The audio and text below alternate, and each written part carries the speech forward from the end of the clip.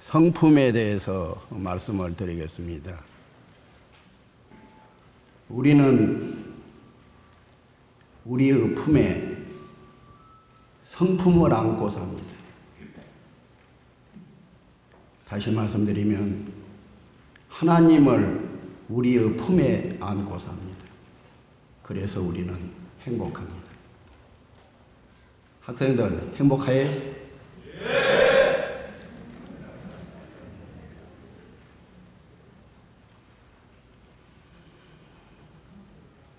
대개 지금 불교에서 나 원불교에서 마음이라고 합니다. 이 마음이라고 하면은 대개 우리의 몸 안에 있는 마음 이렇게 생각할 수가 있습니다. 그런데 이 마음, 대개 불교의 문헌을 보면 그 마음, 특히 수심결 같은 경우를 보면은 그 마음을 가지고 많이 밝히셨는데 어떤 경우는 이 마음이라는 그 내용이 참마음이 될 수도 있고 분별을 하는 마음이 될 수도 있습니다. 그런데 그걸 구별하지 않고 그냥 마음이라고 합니다. 그래서 우리가 그 마음이라고 할 때는 내 마음 안에 있는 마음으로 생각할 수도 있습니다만 이 마음은 이 우주에 가득 찬 이론상의 진리 그 자체를 마음이라고도 하고 성품이라고도 합니다.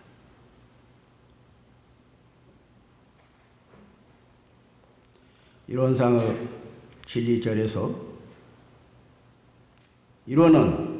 이론상의 진리는 우주만유 본원이요. 이랬을 때는 이론상의 진리를 우주만유면으로 말씀하신 것이고 재불 재성의 시민이며 일체의众생의 본성이라고 하신 것은 우리의 마음의 면으로 말씀하신 것입니다.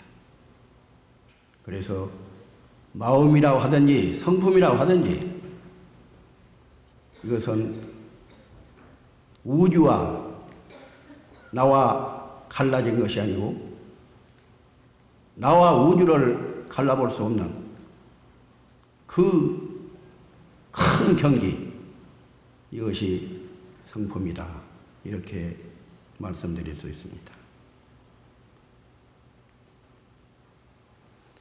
성품은 지극히 밝은 것입니다.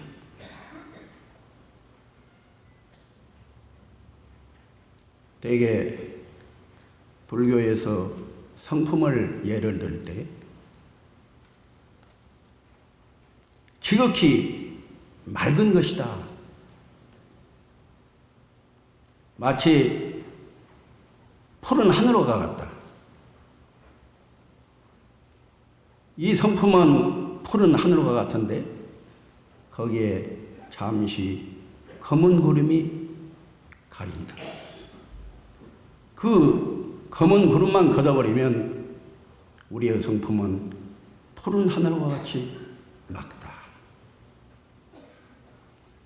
또 어떤 경우는 맑은 호수에다 비유를 하기도 합니다.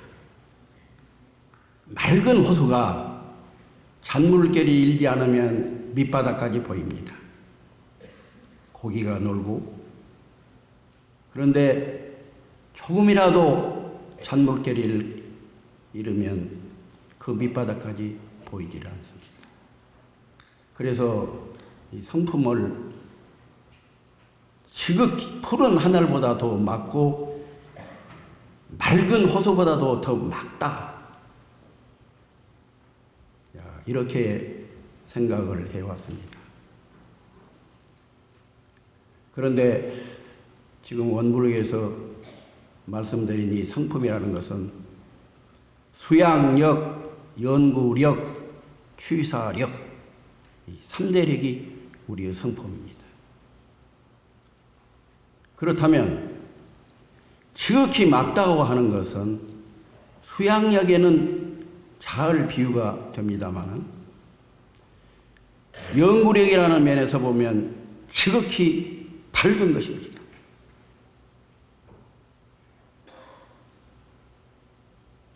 그래서 지극히 밝은 성품은 저는 태양광명에다가 비유를 둡니다. 태양광명은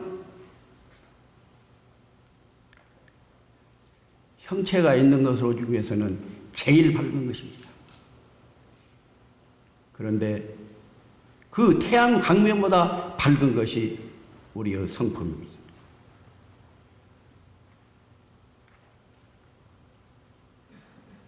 그래서 지금 모든 재불조사께서 이 성품을 밝힐 때 그 밝음을 어떻게 밝히셨는가를 좀 찾아봤습니다.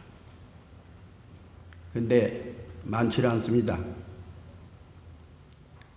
육조단경에 육조해능이 성품이라는 것은 1월보다 밝다, 이 말씀을 하셨습니다. 그래서 이분이 참 밝은 분이구나. 지금 제가 1월보다 밝다고 말씀을 드렸지만 엄격히 말하면 그분은 1월같이 밝다, 그렇게 하셨습니다. 근데 저는 태양같이 밝다, 그러면 태양과 똑같은 내용이 됩니다. 그래서 태양보다도 밝다, 이렇게 생각합니다. 그리고 여기에 연관되는 말씀입니다만 천지 피은어조목 2조에 1월의 밝음이 있음으로써 우리가 만상을 구별하여 알게 되며 그 내용은 성품의 밝음, 천지의 밝음을 말씀하신 것입니다. 그러나 1월이라는 태양은 밝음만 있는 것이 아닙니다. 무엇하고 비교할 수 없을 만한 큰 열이 있습니다.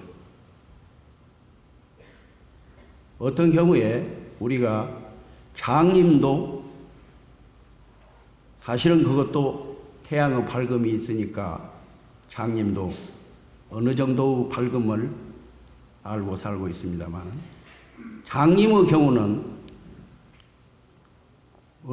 조금이라도 살 수 있다고 생각할 수 있지만 태양의 열이 없으면 지금 이 순간에 어떻게 됩니까? 학생들, 태양의 열이 없으면 어떻게 되죠?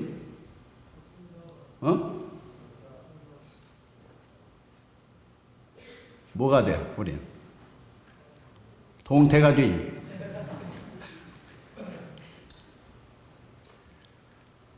그래서 천지 피은어조목 2조에 1월의 밝음이 있음으로라는 그 말 뜻속에 태양열의 강한 그 뜻도 포함해서 생각을 해봅니다.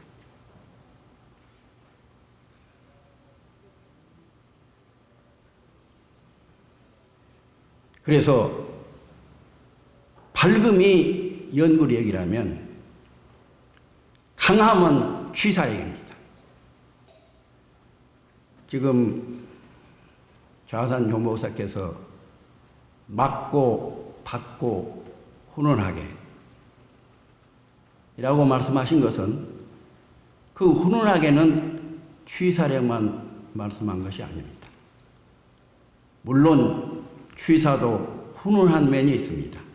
그러나 취사력이 훈훈하기만 해서는 안 됩니다. 그러니 그 법문을 처음 하실 때 제가 항림사에 있었습니다. 이제 식사 때 거기를 오셨어요. 그래서 제가 말씀을 여쭈어봤습니다. 맞고 받고 훈훈하게라는 훈훈한 것은 취사력만 말씀하신 게 아니고 사은에 보은하는 훈훈함, 이 말씀까지 포함이 된 것입니까? 하고 여쭈었더니 그렇다고 하시더라고요. 그래서 훈훈함이라는 것은 사은에 보은한다는 의미가 상당히 중요한 내용이 되겠습니다. 여하튼 3대력만 놓고 보면 수양력은 지극히 맑은 것이고 연구력은 지극히 밝은 것이고 취사력은 지극히 강한 것입니다. 취사력이 강하다는 것은 정의를 죽기로서 실행해라 했습니다. 정의를 죽기로서 실행하려면 강한 의지가 없으면 안 됩니다. 성품을 멀리 생각할 필요가 없습니다.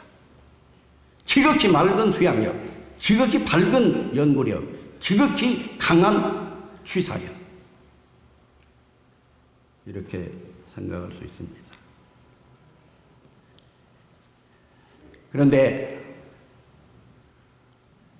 성품은 이렇게 지극히 맑고 지극히 밝고 지극히 강한데 우리는 시시각각으로 분별심, 잡념이 일어납니다. 그래서 이 분별심, 잡념이 일어나는데 이 분별심, 잡념 끊기가 몹시 어렵습니다.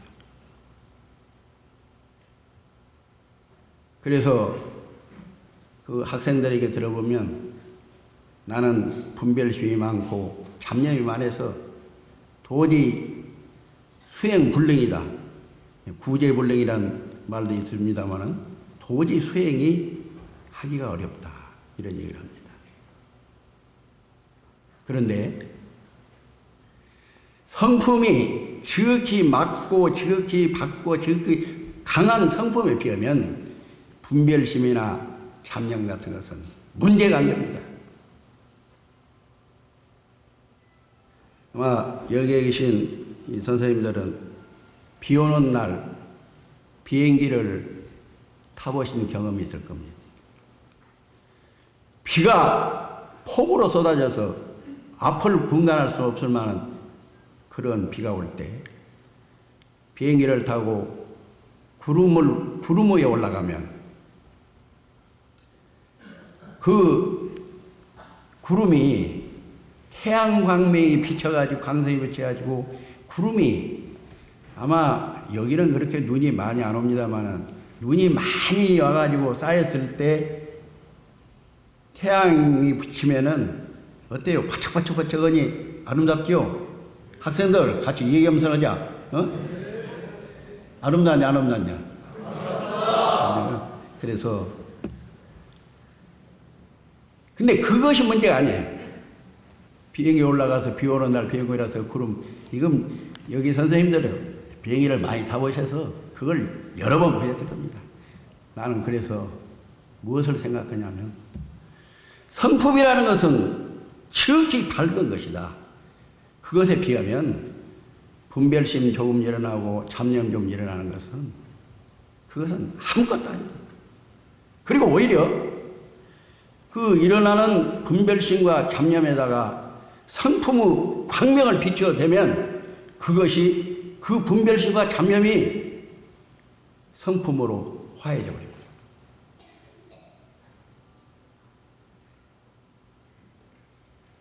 저는 그동안에 몇십 년 동안 공부를 하면서 번외적 보리가 무슨 뜻인지를 몰랐어요.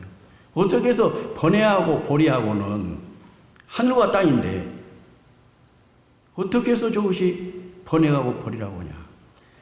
그것을 이론적으로 하라면 내가 할 수가 있습니다. 그런데 그 설명 듣기 전에 그 비 오는 날 비행기 타고 구름 위에 올라가서 그 구름을 보니까 아, 이것이 번뇌적 벌이구나. 분별심이나 잡념이 많다고 걱정할 필요가 없습니다. 그러면 이 분별심이나 잡념하고 이 성품하고 어떤 관계가 있는가 하고 제가 생각을 해봤습니다.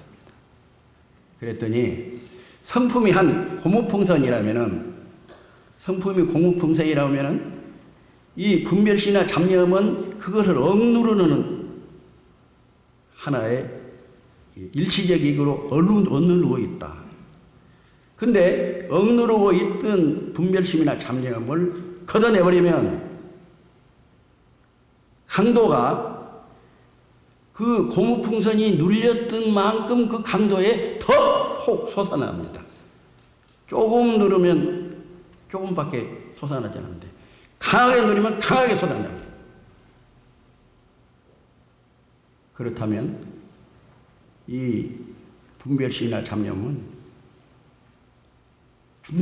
잡념이 많다고 걱정할 필요는 없다. 그것을 깨끗하게 없애는 노력, 이것이 수행입니다. 이것을 철저히 하면 오히려 분별심과 잡념이 많은 사람이 성품도 큰 능력을 발휘하게 된다.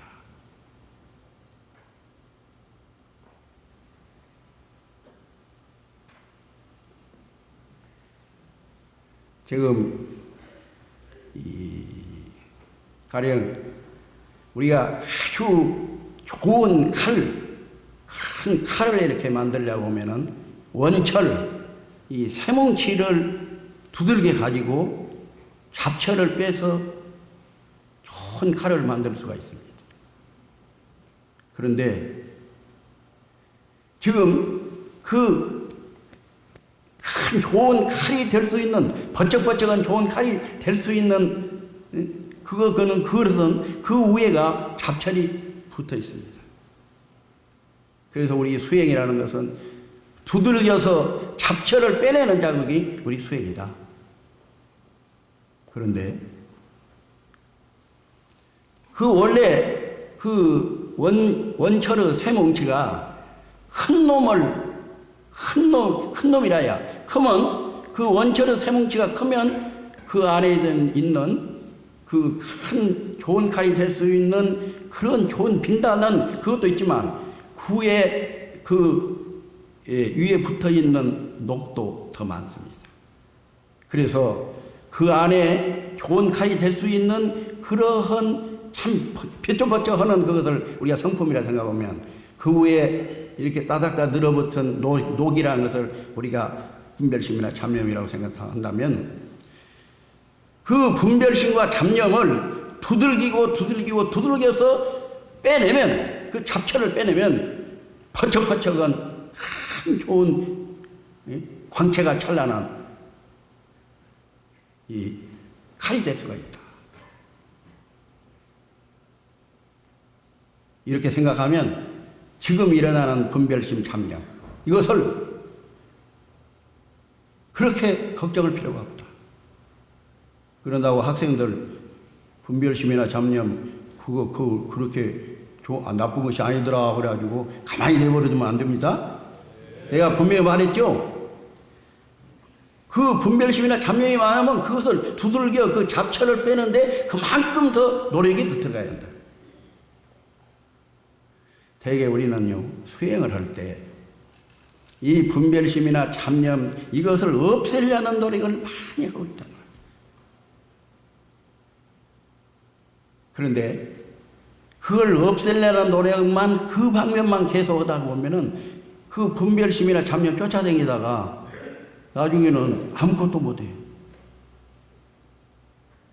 이리 갔다 저리 갔다 하는 분별심, 잡념 이거 쫓아다니다 나중에 아무것도 못해. 그래서 방향을 바꾸자. 제가 조금 전에 말씀드린 비행기에 올라가서 그 구름이 아름다운 그 아치가 바짝바짝하는 그걸 가지고 그것만 생각하고 살자. 검은 구름을 생각하지 말고 그 아름다운 그것을 생각하자. 이 지금 말씀드린 지극히 맑고 지극히 밝고 지극히 강한 성품 그 마음을 언제나 우리가 그 마음을 가지고 생각하고 살지 잡념이나 분별심 이거 아예 생각하지 말자. 그래서 분리자성, 자성을 여의지 않는다는 말씀이 그런 뜻이 아닌가 합니다. 자성, 그 성품, 성품이라고 하면 좀 막연해요. 이렇게 말씀드린 그렇게 맞고 그렇게 받고 그렇게 강한 그 성품을 언제나 그 성품 그대로만 내가 가지고 살면 무슨 그 성품을 마음에서 순간이라도 잊어버리니까 그러지. 그 성품 그대로 내가 한순간도 잊지 않는다면 분별심이나 잡념 생각할 틈이 없습니다.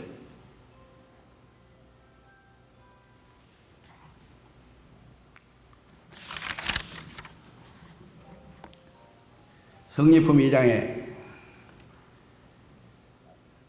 성품이 정한즉 선도 없고 악도 없으며 성품이 동한즉 능히 선하고 능히 악하나이다. 제가 이 조목을 공부를 할 때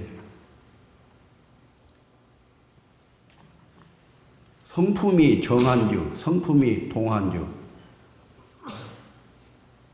무슨 성품이 정했다가 동했다가 사람은 저녁에 잠을 자고 아침에 일어나지만 성품도 잠을 자고 또 일어나고 그러는가.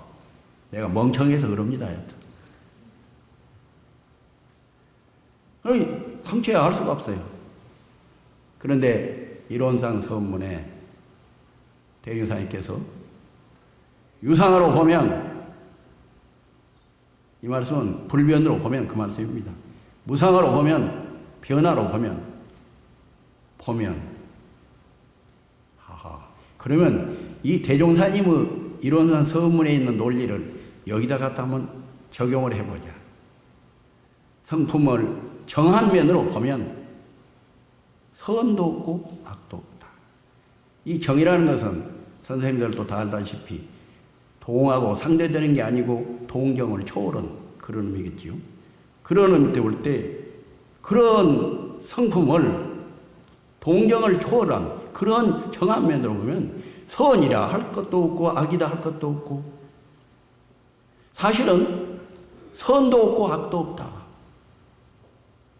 성리학에서 정의체이나 주자는 이 본연의 성품을 순선무악하다 그런 표현을 했습니다마는 순견이 선오고 악은 전혀 없다 한데 사실은 불교의 논리로 보면 그 선하다 착하다 하는 것도 있을 수가 없는 것입니다. 물론 그분들도 그런 뜻을 표현한 것입니다만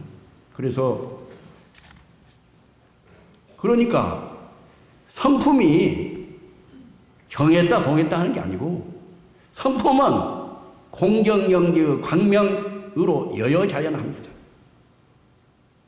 성품이 정했다 동했다는 게 아니에요.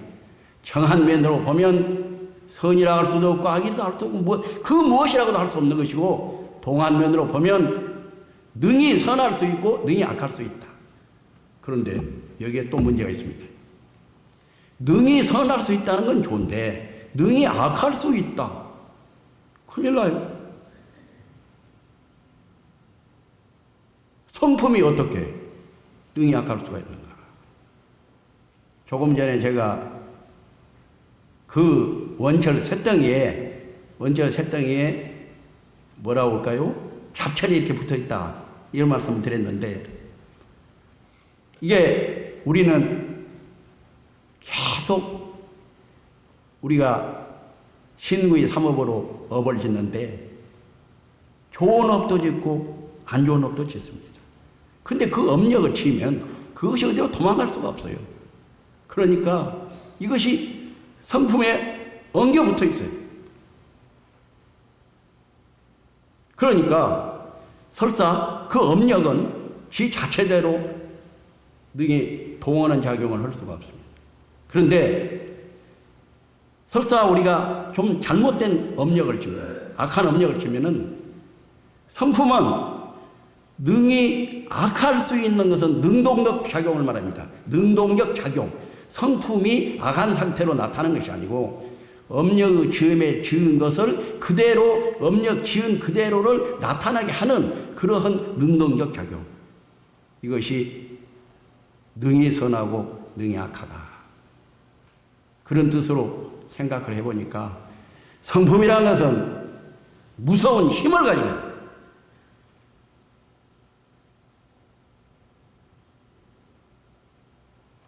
조금 전에 제가 우리는 우리의 품 안에 성품을 안고 사니 행복하다고 했습니다. 다만 우리가 마음이 어설프고 좀 그런 것은 그 순간은 성품을 잊고 있다는 겁니다. 이 지극히 맑고 지극히 밝고 지극히 강한 성품을 한순간도 잊지 않으면 그게 얼마나 우리가 바라고 싶은 일입니다.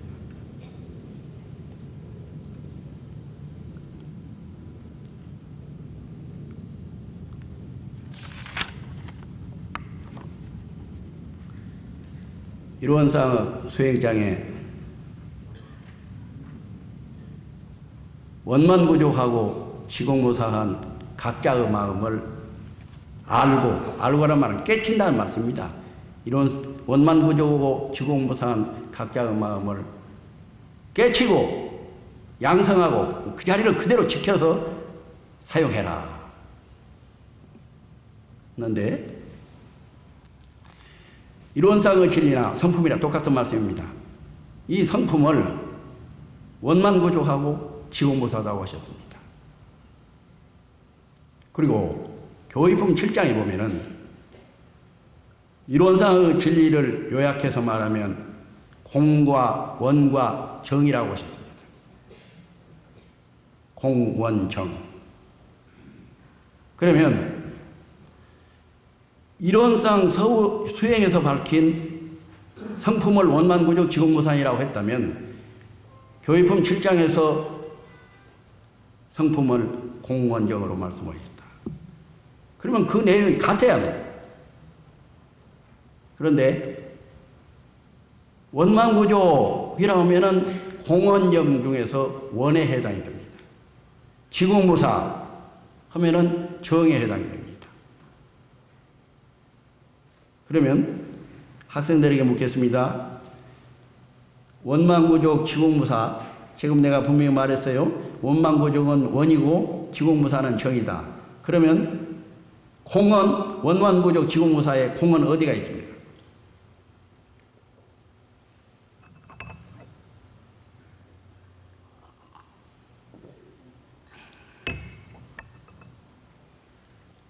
공은 어디가 있어요?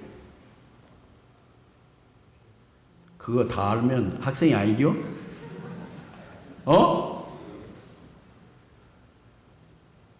분명히 원만부족 지공무사 속에 공이 있어야 합니다. 그러니까 이런 문제를 많이 논의를 하면은 되게 그런 대답을 해요. 그 원만부족 지공무사에게 그 밑바닥에 공이 깔려 있다. 참 좋은 말씀입니다. 뭐 그러면 더 할 말이 없어요. 그러나 그 조목으로 봐서 분명히 그 공이 표현되었다고를 밝혀야 합니다. 그러다가 저희들은 아마 여기에 계신 선생님들은 불교 정견을 가지고 공부하신 선생님들이 거의 이렇게 공부를 하셨습니다. 그 불교 정견 표를 보면요. 삼조 승찬대사 그 말씀에 원동 태어 하야 무뭐여라. 거기에서 원동 태어 뚜렷하다는 것은 원불교에서는 원이나 똑같은 원자입니다. 그 원 뚜렷하다는 것은 태어와 같다. 태어는 텅 비어 있습니다. 아하. 그래서 원만부족할 때 그 원은 원 그 편석에 그것이 공음이구나. 원 뚜렷하다는 것은 태어와 같다. 태어는 텅 비어 있으니까. 그래서 이 원만구족 지국무사 하는데 그전 불교정전 이론상 수행에서는요,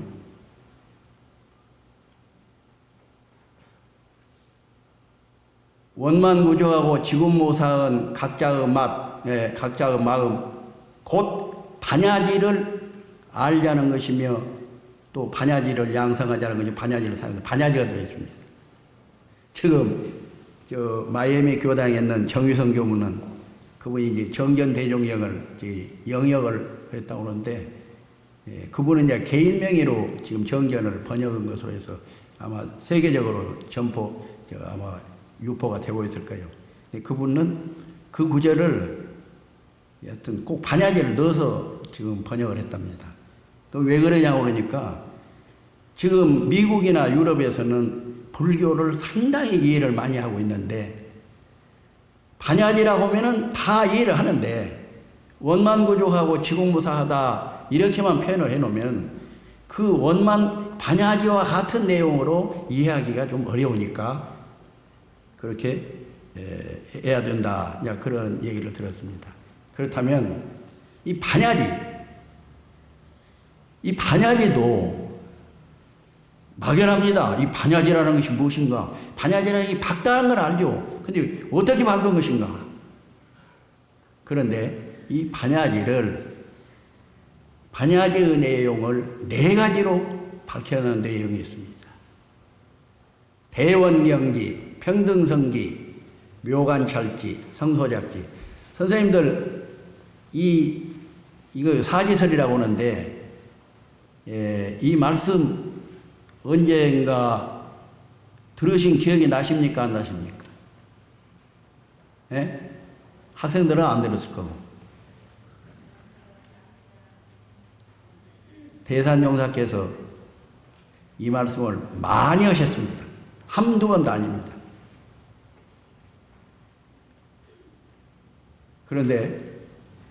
그래서 그때 당시에 학생들 보고 이 대원경지, 평등성지, 묘관찰지, 성소작지, 이걸 처음으로 말씀하신 분이 누구냐 그랬더니 대산종사라고 그래. 그런데 그 어른이 사실은 이 사지설이 유식학에서 나온 얘기입니다. 유식 사지설입니다. 그런데 그 어른이 어디서 나왔단 말씀을 하지 않고 막 그런 말씀으로 막 이 사지설을 말씀하신단 말이에요. 근데 저도 그 대산종사의 그 말씀을 받으니까 유식학에서 저희들이 해석하는 그 내용보다 조사께서 해석하신 것이 내용이 훨씬 좋아요. 왜냐하면 그 어른이 그 경기를 체득해서 완전히 자유자재하시는 그런 경계에서 이렇게 해석을 하셨기 때문에 학문적으로 해석하는 것보다 훨씬 내용이 좋다.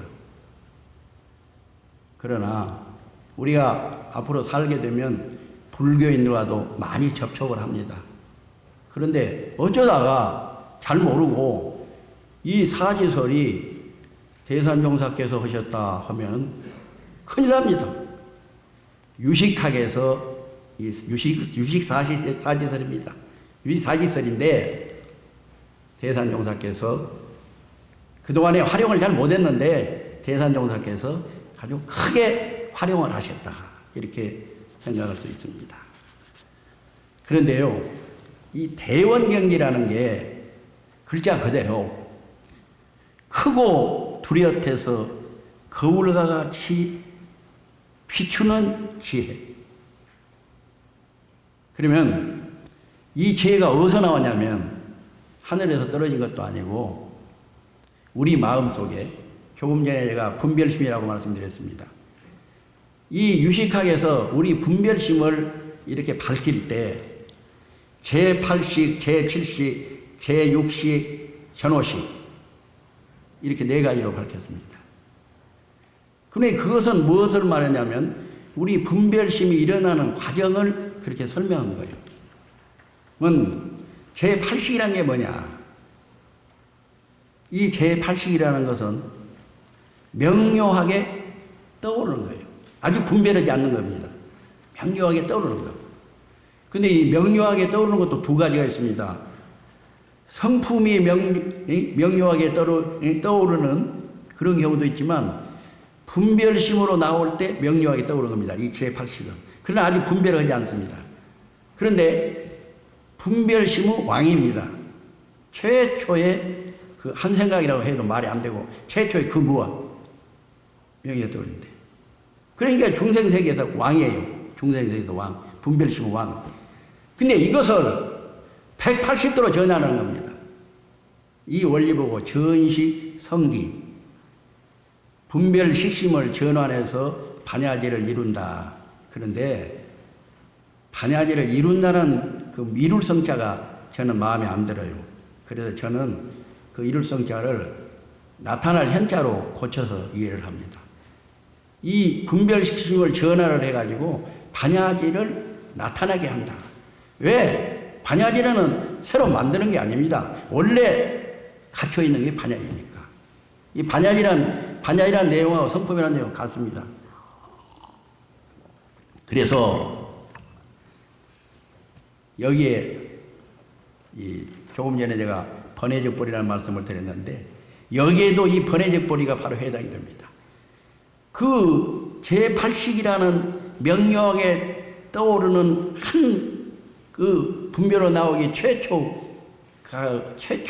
뭐라고 할 수가 없습니다. 하여튼 그것을 180로 돌려버리니까 이 반야지 중에서도 크고 도리에서 거울같이 모든 것을 근본을 다 비춰지는 지혜가 된다. 그 다음에 평등성지는 나와 우주가 하나이며 나와 일체 생명이 하나가 되는 지혜.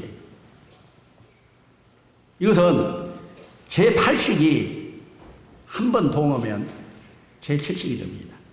이 7식에서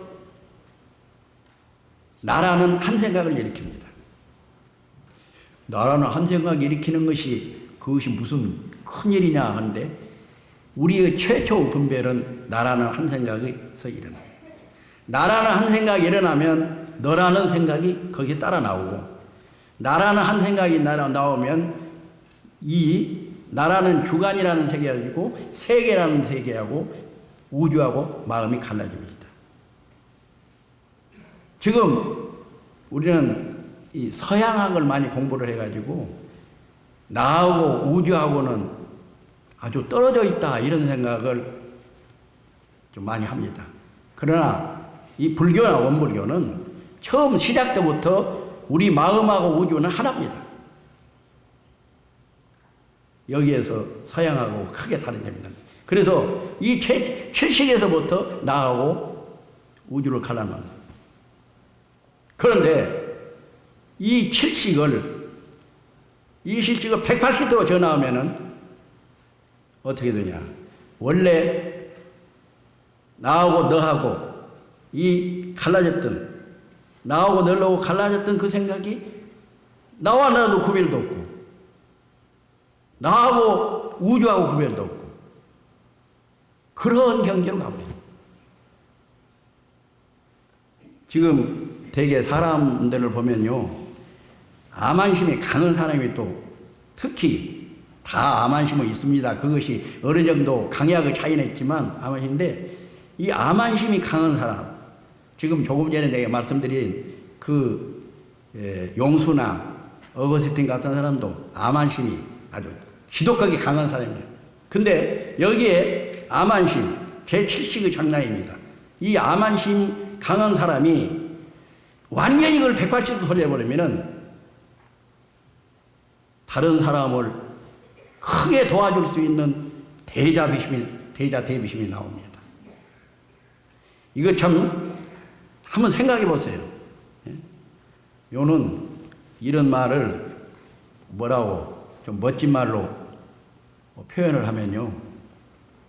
나를 지극히 사랑할 줄 아는 사람은 다른 사람도 사랑할 줄 안다. 말이 된가 안 된가 잘 모르겠습니다. 학생들 말이 되냐? 네. 뭐 건너글로 대답만 해. 이게요. 여하튼 어떤 경우는 보면요. 욕심이 많은 사람이 그 마음을 180도 돌리면 다른 사람 도와주는 마음도 강하다. 이게 그 원리가 우리의 성품이라는 힘이 그런 작용을 해요. 그것이 그러니까 이 중생세계에서 우리가 일으켰던 분별심이나 잡념이 그것이 바꾸면 바꾼 그대로 힘이 나타나요. 그러니까 조금 전에 말씀드린 제8식이 중생세계에서 왕만했던 저희들이 알고 있기는 대산용사께서도 소년 시절에 그 마을에서 뭐라고 할 거야 그 대장노를 했다고 그런 얘기 들었거든요. 근데 이게 180도로 바꿔버리니까 이게 중생세계에서 어른 노릇한 사람은 불보살 세계에 가서도 어른 노릇. 이게 하나의 힘이라는 게 그런 게구나. 그래서 제7식, 제6식은 우리가 보통 생각하는 분별하는 마음, 의식, 이것이 제6식입니다. 천만에 이게 바빠요. 이게 바빠 스님의 제6식은. 별스러운 생각 다 해요. 천만에. 우리가 모든 분별하고 모든 생각하는 게 전부가 제6식 이거 작용입니다.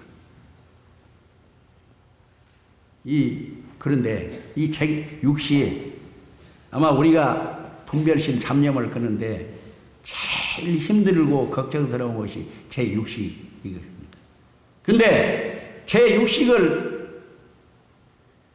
180도로 전환시켜버리면 묘관찰지, 현묘하게 관찰해서 세세곡절을 다 아는 지혜가 돼요. 현묘하게 관찰해서 세세곡절을 다 아는 지혜가 되어버립니다.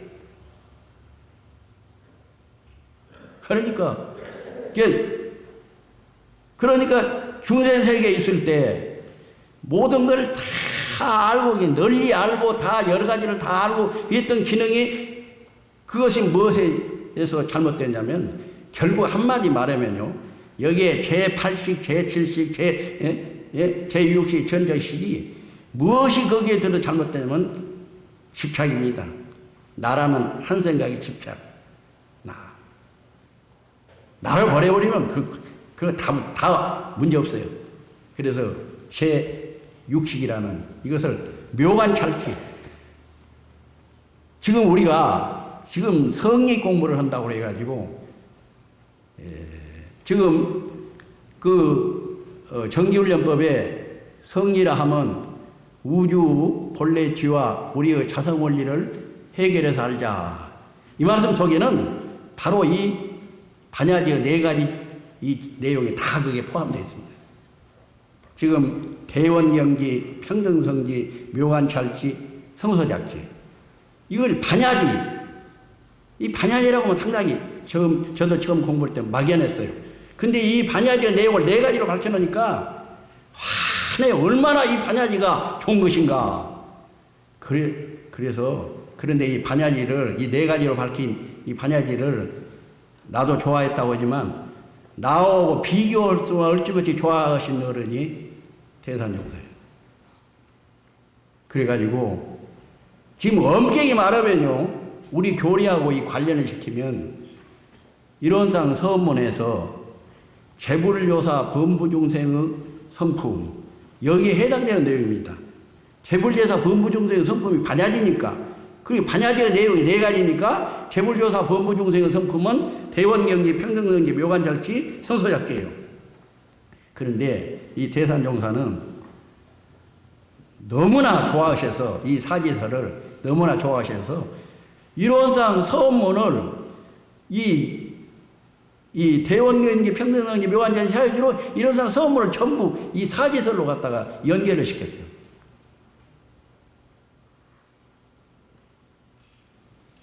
그래서 참 이 반야지라는 것은 엄청나게 좋은 것이다.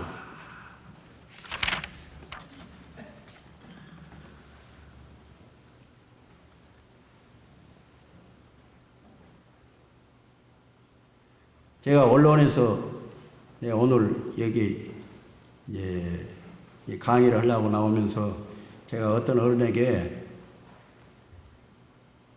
어제 저녁에 그 염사님은 무슨 죽장을 가져가서 탁 챙기니까 그 불교의 그 성지스러우면은 이렇게 그 죽장으로 그 때리는 법도 있어요.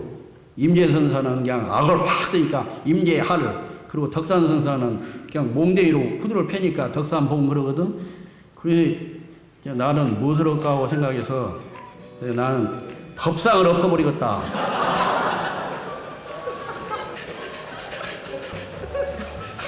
그랬더니 그 선생님이 웃기만 하고 아무 말도 안 해요. 어떻게 할까요? 법상 엎어버릴까요? 어쩔까요? 법상 엎었습니다. 마치겠습니다.